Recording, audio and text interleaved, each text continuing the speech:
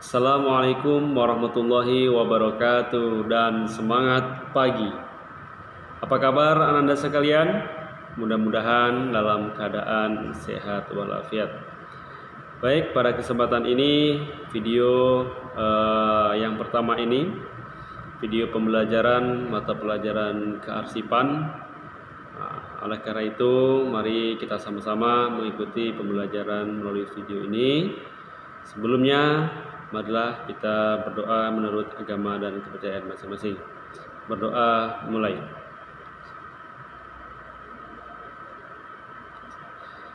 Baik, anak-anak sekalian yang Bapak banggakan, adapun video ini tentang penanganan surat masuk dan surat keluar pada mata pelajaran kearsipan, kompetensi keahlian, otomatisasi dan tata kelola kantoran atau yang sering kita sebut dengan OTKP. AD 3.4 yaitu menerapkan penanganan surat masuk dan surat keluar. Sekolah SMK Pepajakan Riau, Guru Bidang Studi, Midik. Baik anak-anak sekalian yang Bapak banggakan, selanjutnya kita akan membahas tentang tujuan dari pembelajaran ini, ya.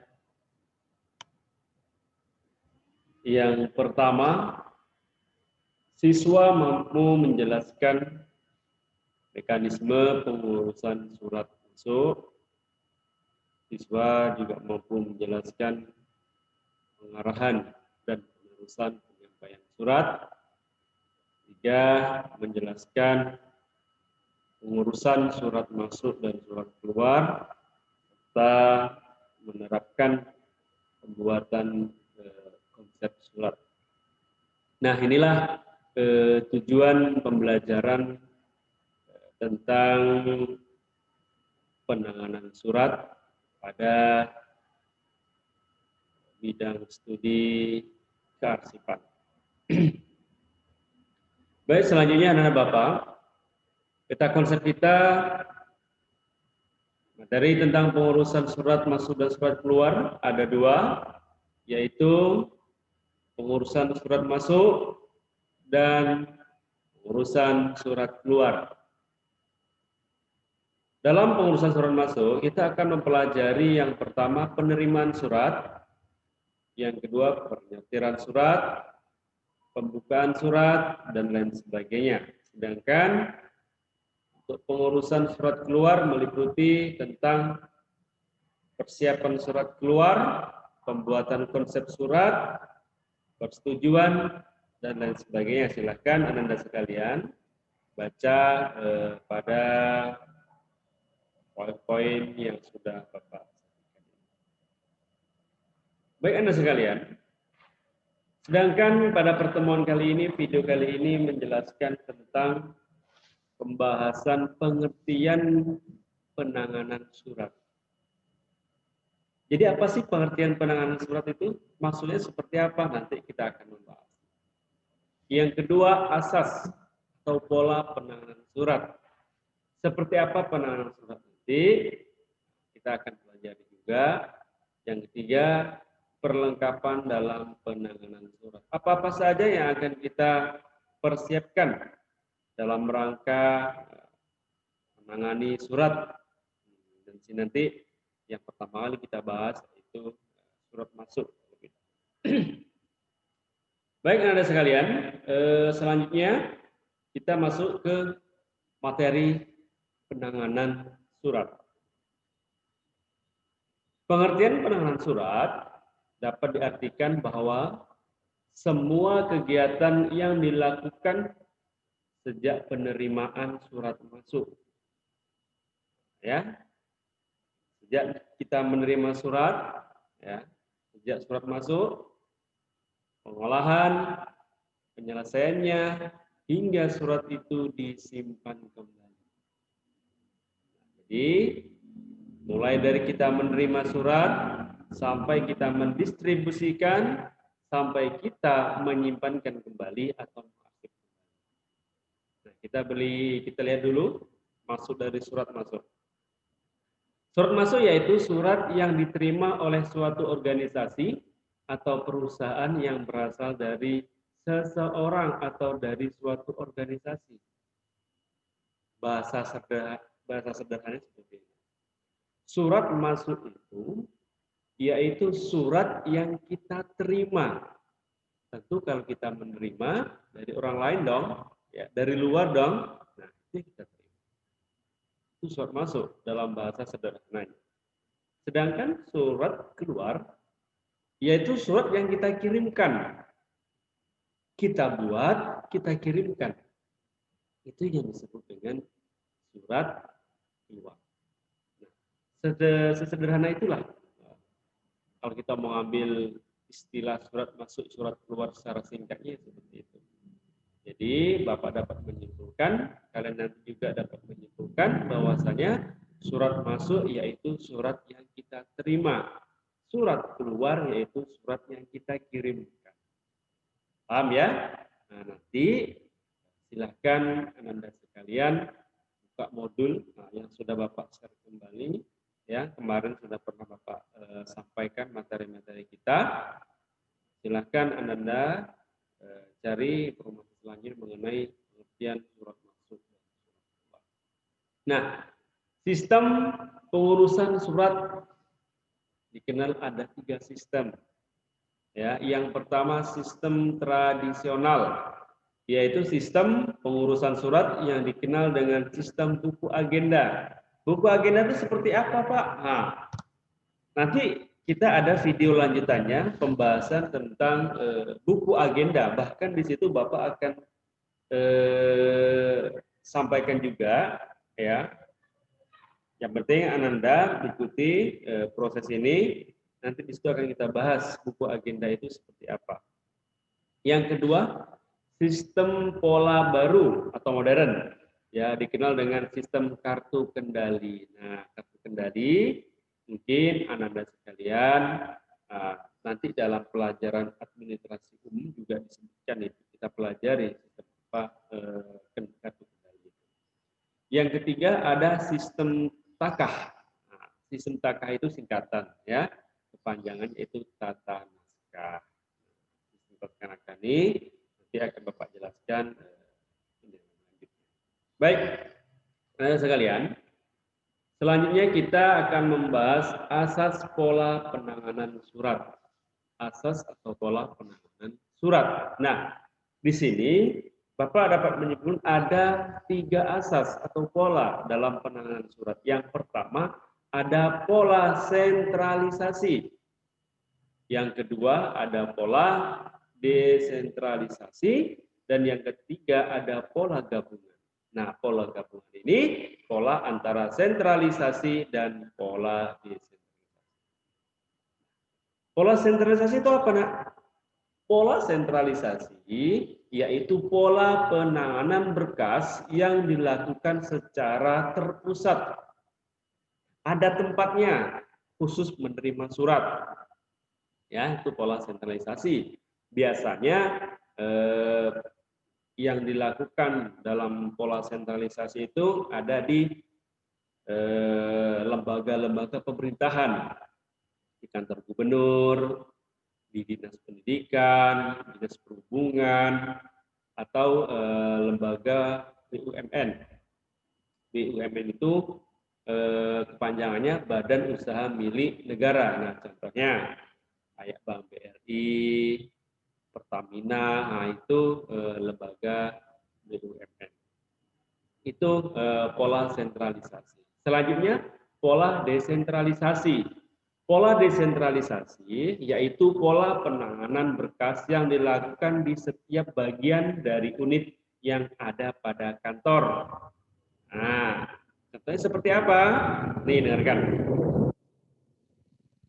Ketika kita ingin melakukan peminjaman barang, contohnya kita melakukan peminjaman barang di perusahaan A, tentu yang mengelola barang itu kan biasanya dari sarana prasarana. Nah, Surat itu kita tujukan kepada sarana langsung. Ya, biasanya yang menerapkan pola desentralisasi ini perusahaan swasta. Dan lagi kalau kita mau menghadirkan pembicara mengenai mungkin mengenai hutan, mengenai perkantorannya, maka ketua atau kepalanya itu yang akan kita masuk. Nah, biasanya ini dilakukan di perusahaan-perusahaan swasta. Perusahaan swasta itu ya perusahaan yang ibaratnya mandiri ya. Dan yang ketiga yaitu pola gabungan antara pola sentralisasi dan desentralisasi. Yaitu merupakan pola penanganan berkas yang dilakukan secara terpusat dan pada bagian unit kerja masing-masing. Nah, tadi itu dia ada pusatnya sendiri, bagian penerima surat, ada juga yang langsung kepada instansinya atau bagiannya. Itulah sekilas pengenalan daripada pola atau asas penanganan surat.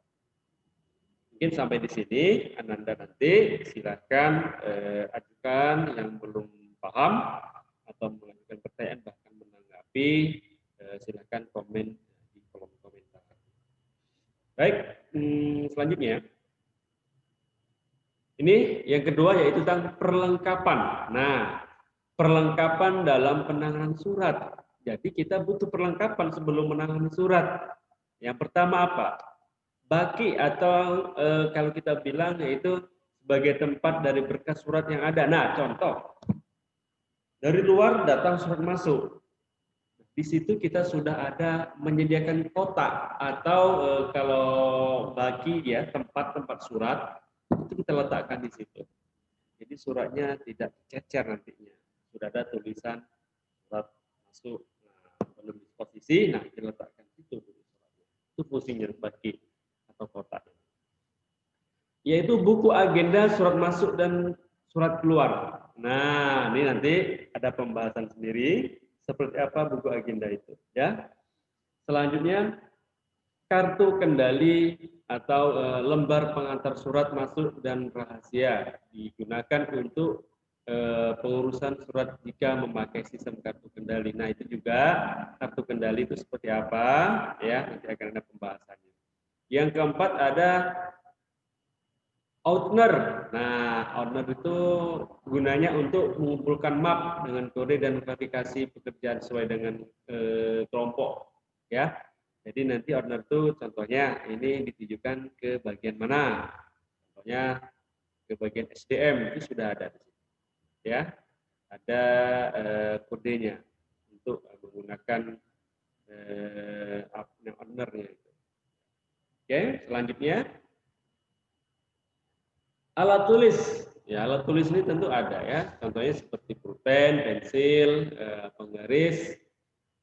Contohnya itu apa? Fungsinya itu apa? Nah, fungsinya apabila surat datang untuk mengisi tadi di dalam buku agenda dan lain sebagainya. Yang kedua, yang selanjutnya kertas dan amplop, yaitu untuk membuat surat dan sebagai tempat surat sebelum dikirim. Nah, itu kita kalau kita mau buatkan ya. Kalau kita mau mengirim surat. Yang keempat ada formulir tanda terima atau sering kita bilang dalam bahasa perkantorannya itu buku ekspedisi, yaitu digunakan pada pola desentralisasi dan buku ekspedisi digunakan pada pola sentralisasi. Jadi buku catatan. Nah, contohnya ini mau kita kirim kemana, ya? Yang menerima siapa atau yang mengirim siapa, nah itu sudah ada di situ. Biasanya buku ekspedisi itu ada nama ya, nomor HP. Nah, sekarang sudah zaman modern digitalisasi, maka nomor HP itu sangat penting. Fungsinya itu apa? Nah, fungsinya nomor HP itu untuk follow up atau menanyakan kira-kira surat ini sampai kemana. Selanjutnya lembar disposisi. Nah, lembar disposisi nanti, nah, ini digunakan untuk mencatat instruksi dari pimpinan. Nah, contohnya nih, dalam surat itu pimpinan memberikan catatan lanjutkan atau di ACC atau ditunda. Nah, itu ada buku disposisinya nanti. Nah, buku disposisi ini nanti Bapak akan memberi contoh seperti apa lembar disposisi. Nah, mungkin video kali ini bersambung. Nah, ya, silakan ikuti pembelajaran selanjutnya tentang pengurusan surat masuk dan surat keluar. Jadi, video kali ini hanya sekilas saja. Tunggu aja video yang kedua tentang pembahasan surat masuk dan surat keluar. Intinya, bagi Anda sekalian di rumah, tetap semangat belajar, cari informasi, ya. Jangan sampai kendor semangat, walaupun ya, raga terpisah, namun hati tetap satu. Ya, mungkin sekian pertemuan kali ini. Bapak akhiri, mari kita sebelum kita akhiri kita berdoa menurut agama dan budaya masing-masing. Ya, baik Anda sekalian. Sampai jumpa pertemuan yang akan datang.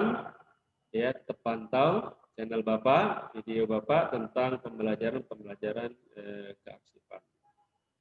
Ya, mungkin cukup sekian. Akhiri. Assalamualaikum warahmatullahi wabarakatuh. SMK bisa, SMK hebat.